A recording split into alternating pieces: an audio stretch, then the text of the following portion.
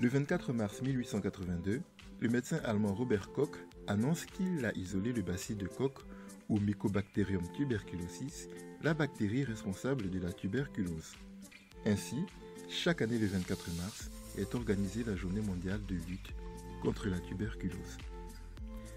Le 24 mars 2019, l'Association de lutte contre les maladies infectieuses et endémiques, ou AMI, a organisé un rendez-vous à l'hôpital de Bligny, en région parisienne. Ce fut l'occasion de faire le point sur la situation de la maladie dans le monde, ses causes, ses conséquences, ainsi que les moyens de lutte et les progrès réalisés dans sa prise en charge. Après l'accueil et l'installation des invités par M. André Avelin, secrétaire de l'association AMI, Mme Dora Tosukwe, présidente de l'association, a remercié la direction du centre hospitalier de Bligny, le docteur Mathilde Jachim, médecin du même hôpital, et le docteur Irène Adeline Wandji, coordinatrice du groupe technique régional de lutte contre la tuberculose dans la province du Littoral, au Cameroun. Aussi, la présidente en a profité pour présenter l'association AMI, ses origines, ses objectifs, ainsi que ses perspectives d'avenir.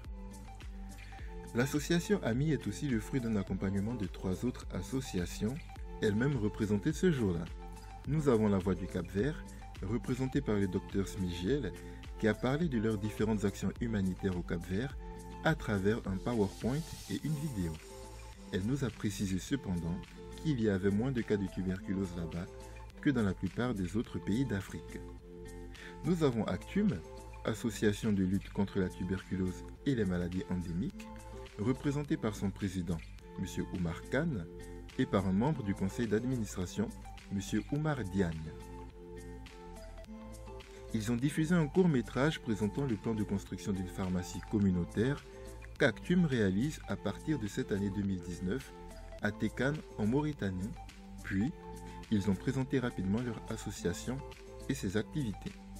Enfin, AICSF, Association internationale Culture sans frontières, représentée par son président, M. Robert Faupas, qui, elle, s'occupe des enfants défavorisés dans le 20e arrondissement de Paris et organise tous les 2 ou 3 ans des voyages d'échange culturel entre les enfants de France et ceux du Cameroun.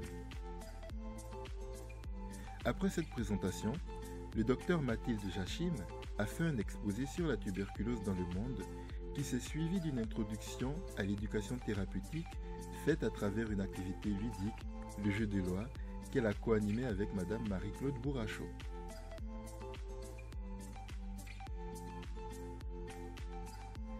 La tuberculose en France a été présentée par le docteur Diba Marigo Outandi, suivi par l'intervention du docteur Damien Ledu sur la tuberculose au Cameroun. Enfin, une séance de questions-réponses a permis de répondre aux interrogations du public. La journée a été clôturée de façon conviviale par une collation et la vente des objets réalisés à la main, faits par les membres de l'association.